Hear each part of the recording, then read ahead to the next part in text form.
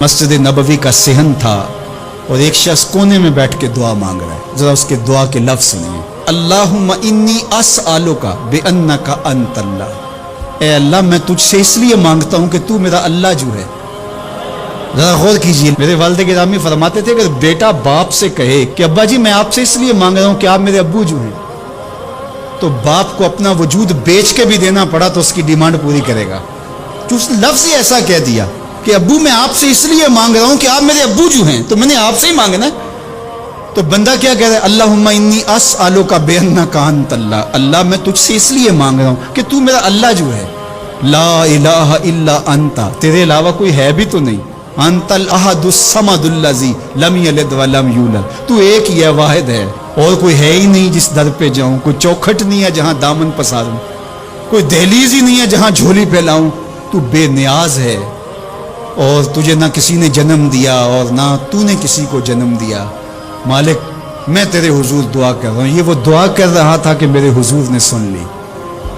تو ایک صحابی کو فرمایا کہ یہ جو دعا کر رہا اب جو مانگے گا اللہ عطا کرے گا. اس نے مانگا ہی اس ڈھب سے ہے، اس ڈھب سے ہے. ایک دعا اور سن لیجئے جو سیدنا علی المرتضیٰ رضی اللہ تعالی عنہ رب سے مانگتے ہیں. اللہ اکبر. مجھے تو آج سارا دن اس دعا نے نحال کیے رکھا. یہ دعا مانگتے ہیں تو عجیب کیفیت ہوتی ہے. یا سریع الرضا اغفر لمن لا یملک الا الدعاء. اے جلدی راضی ہو جانے والے، چھیتی مان جانے والے، اغفر لمن لا یملک الا الدعاء.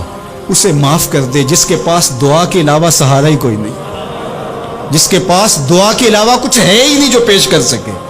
التجا ہی کر سکتا ہے، ترلا ہی کر سکتا ہے، منت ہی کر سکتا ہے. منتوں اور ترلوں کے علاوہ جس کے پاس کچھ نہیں ہے، اے جلدی مان جانے والے اس کی مغفرت کر دے، اس کو بخش دے.